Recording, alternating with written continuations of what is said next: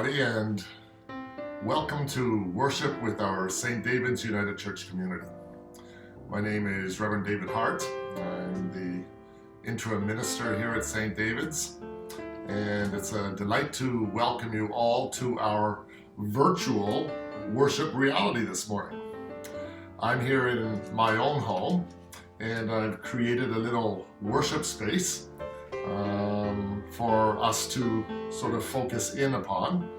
And I would encourage all of you to create a little worship space in your own homes as well, as a place where you can center your hearts and minds in God and feel like you truly are engaged in worship. We are living in interesting times, aren't we? And this is the very first time that I've actually conducted a virtual worship reality. It's kind of an interesting experience, and it's been really kind of fun putting this together over this past week. So I hope that all of you enjoy the worship service, that it helps to center your hearts and minds in the presence and the Spirit of God as well, and that it helps you all to feel like you are linked with each other. You know, the truth is, even though we are engaging in physical isolation and separation at this point in time as a result of COVID-19, we all know that our hearts continue to remain connected one to the other, don't they? Through the bonds of our St. David's community, through bonds of friendship, through our love and care for one another, and most of all, we remain connected to one another by the incredible power and presence and spirit of life that we know as God. God lives in each of us, but God also lives around us and in the spaces between us and connects us all one to the other. So, even though we're in virtual worship reality here this morning, God is still here. And the people say, all the time. I'm going to take a minute now to turn our worship service over to Carol and Terry, who is our fearless and fabulous community organizer and administrator, for some weekly announcements. Carolyn. Good morning, everybody. Reverend David has asked me to bring you a few announcements today. This time next week, someone else may have to do this, as I'll be off to the Academy Awards for this performance. Anyway, as most of you are aware by now, St. David's official board executive had made the difficult decision to withdraw public church functions, including services at St. David's, until the end of April, and will continue to function as a virtual church in the meantime. So announcements this week are short. No potlucks, no events, no concerts, no quilting, no card parties. Everything everywhere is closed, but as we all know, it's for our own good and the health and safety of not just ourselves, but for our families, our friends, our neighbors, and community. I do want to remind you that although my office is closed, I am available at home by email.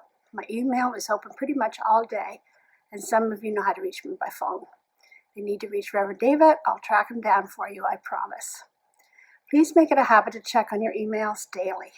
It is really our only sense of communication right now.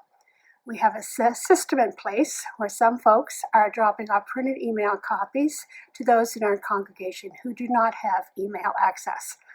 But if you know of anyone who isn't in the loop, please pass information along to them or put them in touch with me, and we'll make some sort of arrangements to get the communication to them. Offerings, memorials, and the like are being picked up from the church mailbox daily, and weekly deposits are being made.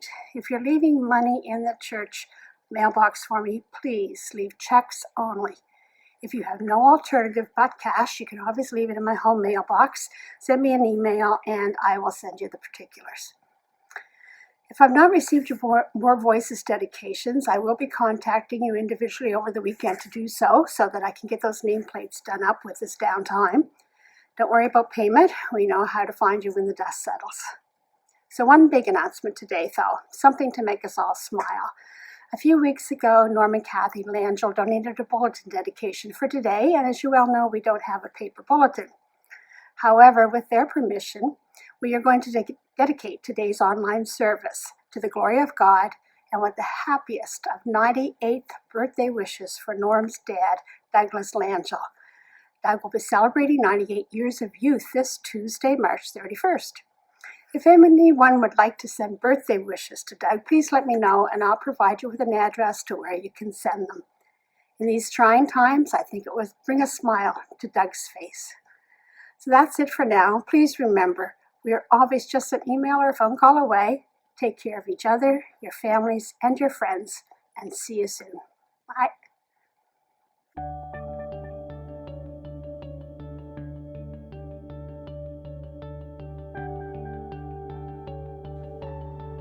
As we move more formally into our worship service, allow me to take a moment to light 2 candles.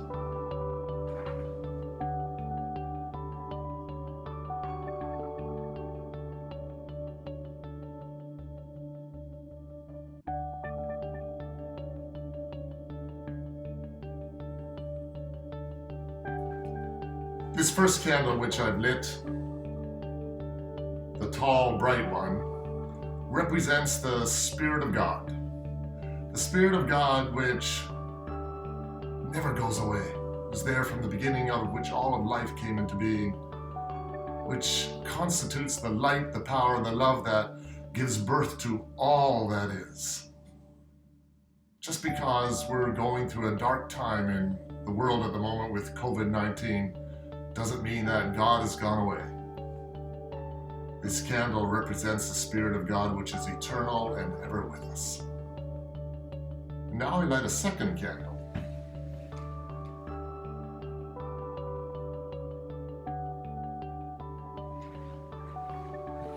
This candle is what I like to think of as our inclusivity candle. It's a rainbow candle.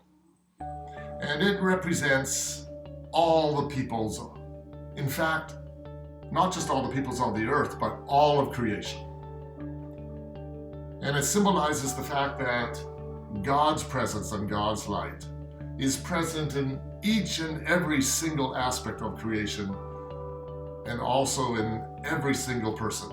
Every one of us, you and me and everyone we know and everyone we don't know. And because the Spirit of God lives within us all, because the Spirit of God is alive within us, we have access to creativity and resilience, a courage, a love, and yes, a deep well of peace that can help us surmount any difficulties in life, individually and collectively. And we rely upon that source of life and that source of light within ourselves this day, and we acknowledge and we celebrate it. Thanks be to God. Now I'm delighted to invite Carol in Glasgow, who is going to share our scripture reading this morning, one that you'll all know very well and that just struck me as being very appropriate for this day, the 23rd Psalm. Carolyn, thank you.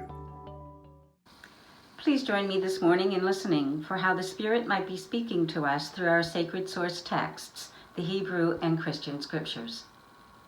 In today's reading, we listen to one of the most famous pieces of the Hebrew scriptures ever written, the 23rd Psalm.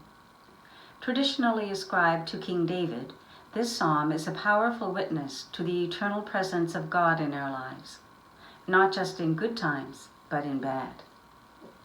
The psalmist describes God as a loving shepherd, whose companionship provides us with both strength and courage to face whatever difficulties life might bring to us, including the most difficult circumstance of all, that of death. As we listen to this psalm this morning, let us ponder what it evokes from us in the midst of this critical period in our planet's life, the COVID-19 pandemic.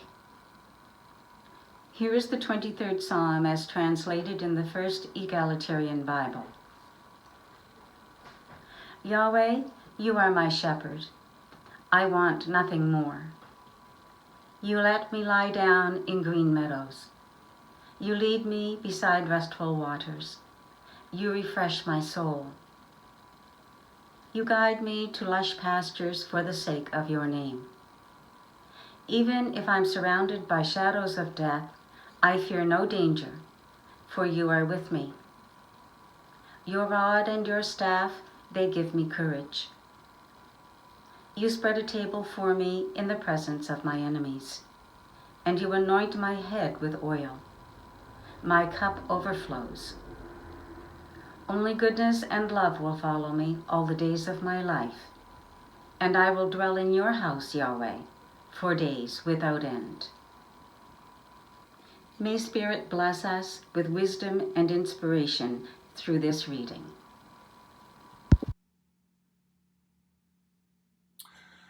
St. John of the Cross is one of the world's most famous Christian mystics. He was born and raised in medieval Spain in the 1500s. At a very early age, his father and shortly thereafter his second brother both died from an illness, leaving his impoverished mother with 2 sons to raise. She ended up becoming something of an indentured worker and managed to send her son John, to a school for very, very poor children where he got something of an education. When he finished that stage of his education, the Jesuits, a very famous Roman Catholic order, had just begun their work in Spain, and they had started a university for the training of priests and monks. And John ended up attending this Jesuit school, where he studied largely theology and church doctrine, those kinds of things.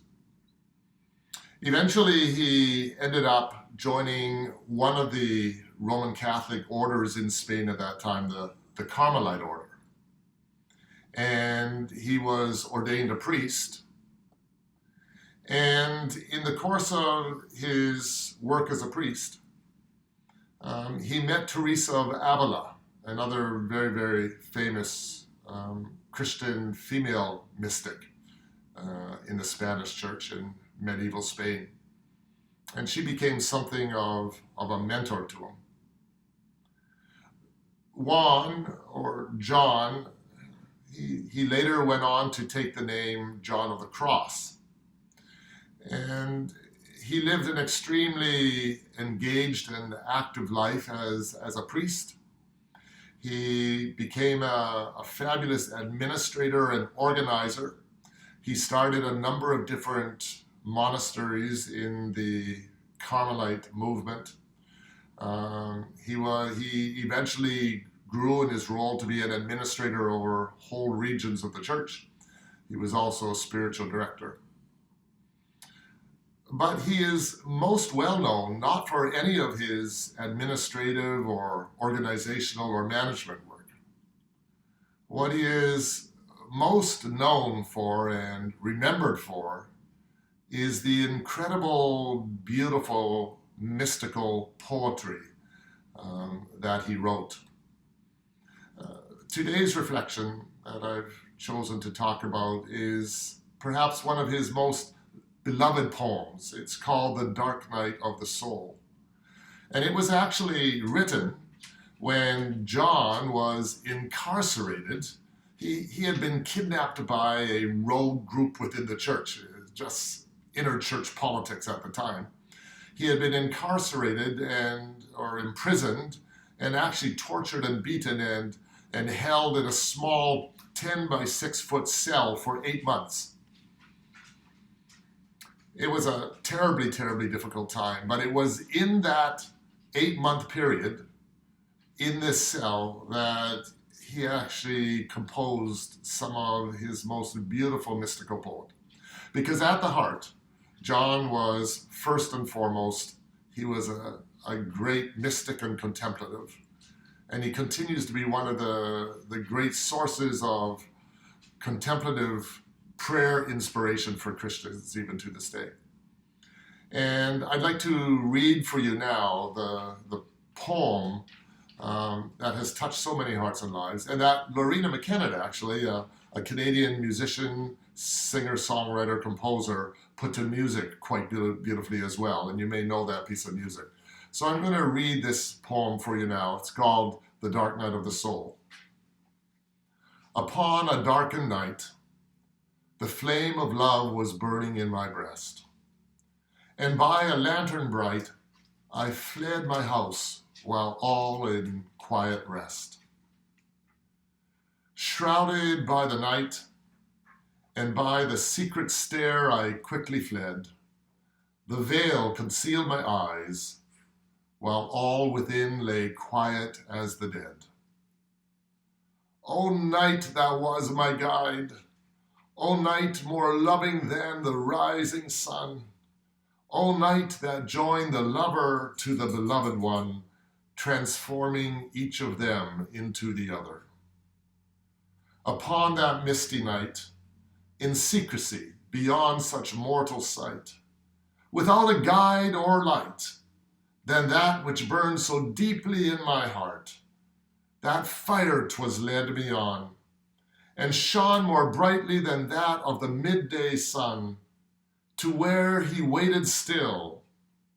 It was a place where no one else could come.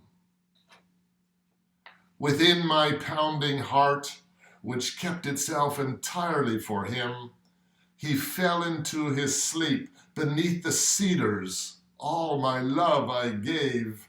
From o'er the fortress walls, the wind would brush his hair against his brow, and with its smoothest hand caressed my every sense it would allow. O night, thou was my guide. O night, more loving than the rising sun. O night that joined the lover to the beloved one, transforming each of them into the other. I lost myself to him, and laid my face upon my lover's breast, and care and grief grew dim, as in the morning's mist became the light, and there they dimmed amongst the lilies fair.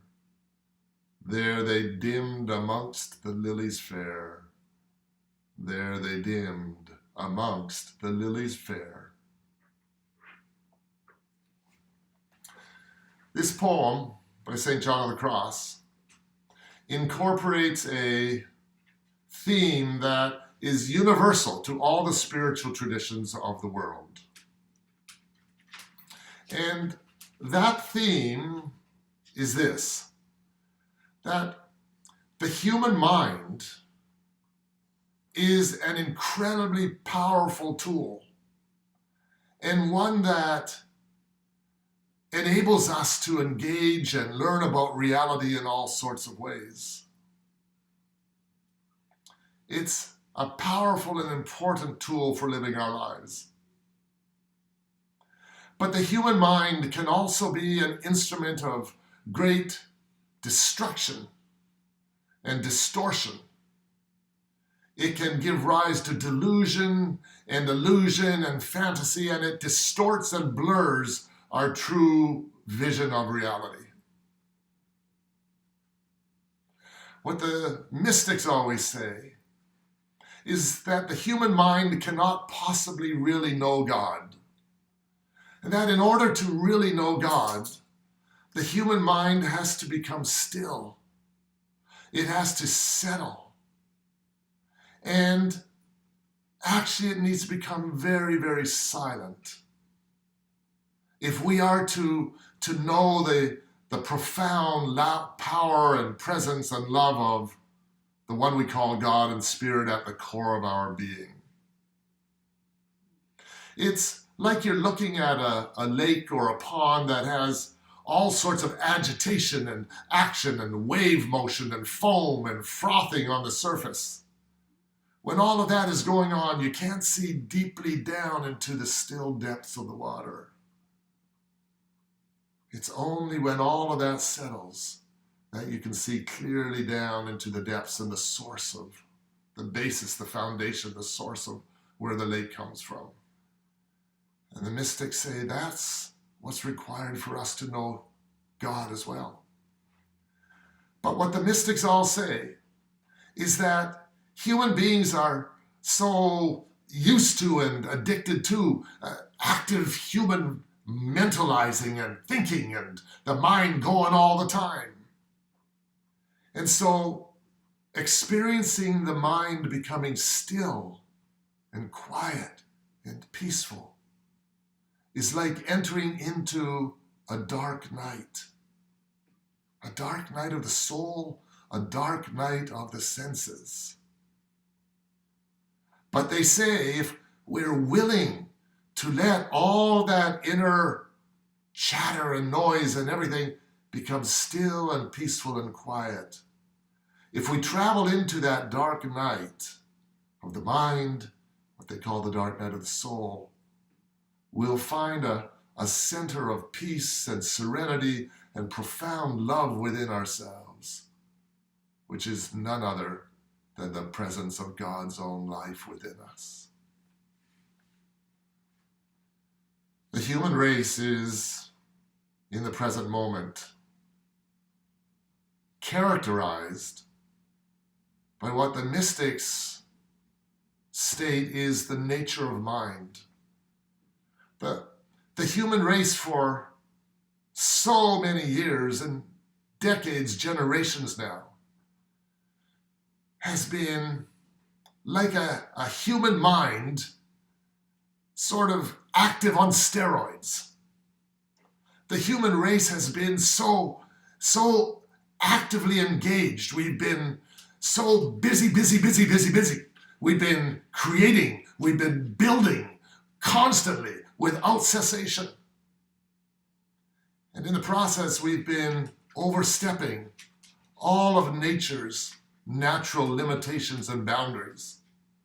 We've been exterminating species of life all around the planet as a result of this incessant mental activity and drive and desire and passion to keep building and growing and expanding. And what all of this mental agitation, you see, all our activity, external activity, results from the activity that goes on in our heads.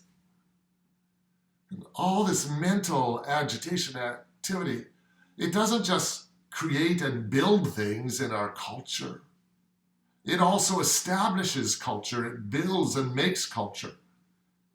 But it also creates delusion in our culture.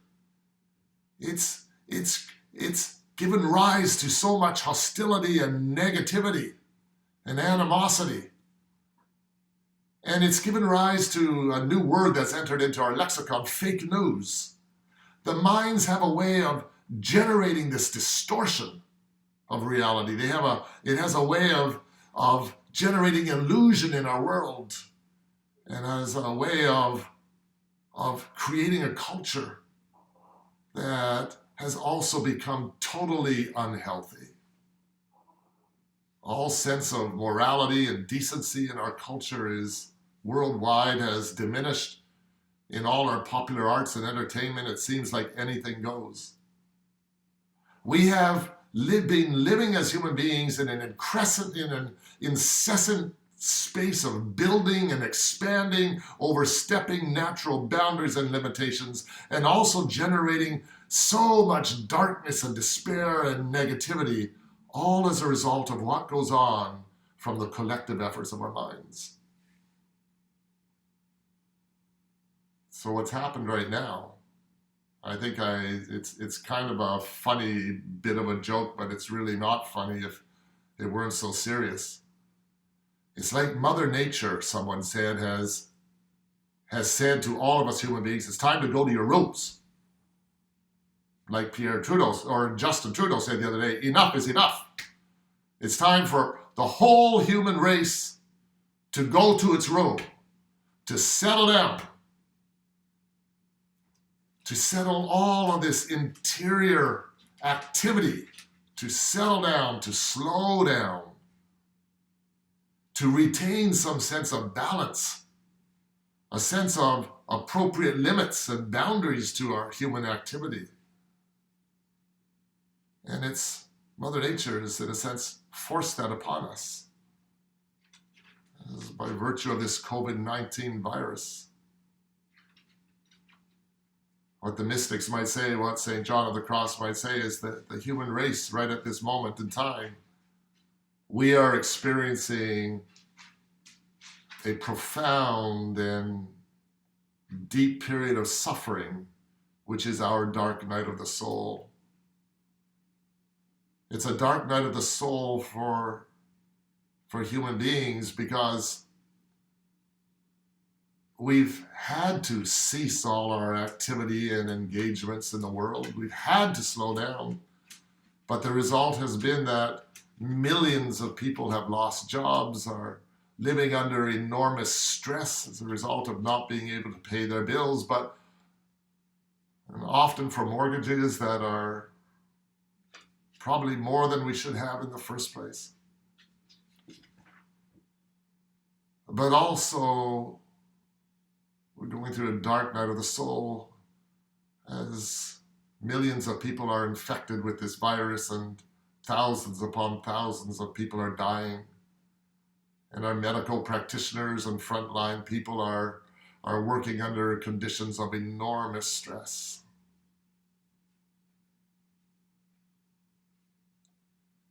This is our dark night of the soul. But what the mystics say, what St. John of the Cross says, if we can use this time creatively, this dark night, as a creative time as a human species and as a human race, and we need to do it collectively as a human race, if we can use this time to slow down, to become more still, to try and regain a balance between activity and stillness, between productivity and simply being.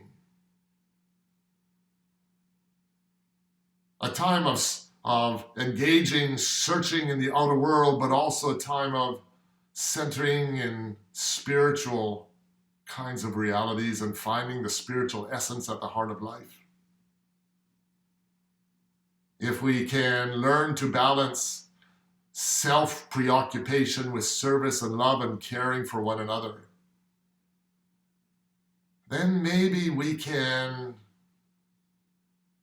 discover in this dark night, this dark period, a new way of being, a new life that is healthy and real and centered and balanced once again. We can do this as individuals too in this period of physical isolation. We can all use this time when we have some time. Even if you're busy with your families and with your kids, you've got a little bit of space to just be still and to be quiet, to try and see how God might be speaking to you in your personal lives. And we need to do this collectively as a human race. And if we can all do that, that might be one of the blessings to come out of this whole stressful time. That by entering into a dark night of the mind and the senses, a time when we're forced to slow down as a human race, a time when we're forced to consider our values and the way we're living on this planet as a human race, that maybe out of this dark night of the soul we can come to a new, deeper maturity as a human race, a new love for one another, a new peacefulness, not just in our personal interior lives, but a new peacefulness with one another as a human race. And maybe if that's the case, we can identify with those words of St. John of the Cross, the last words of his poem. And care and grief grew dim, as in the morning's mist became the light. And there the cares and griefs dimmed amongst the lilies fair. There are cares and griefs dimmed amongst the lilies fair. There are cares and griefs dimmed amongst the lilies fair. May this be a time when we can offer our cares and griefs into the heart and the spirit and the presence of God who lives amongst us, and find the peace that God yearns for the entire human race. The Spirit in me honors the Spirit in you. Thanks be to God. Amen. And now I'm delighted to welcome another member of our St. David's community to share with us our community prayer for this day, Mr. Mark Mason. Mark, it's a delight to have you join us in our cyber worship. Thank you.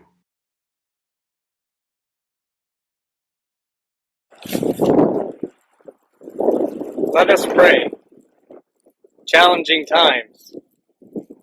But our little church is still here. Our hearts are here. Being away from each other reminds us how close we are. This situation reminds us how connected we are.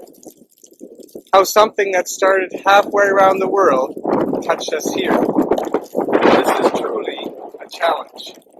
This is truly a reminder that the love of God touches us here, in our church, in our kitchens, in our communities, and around our world. Take this challenge to lean deeper into God's creating love. Hug the love. Embrace the love. Share the love. Reach out with a text, a phone call, an email to someone near or far. Do this daily till we gather again under this roof to worship our connection with our Lord. Amen.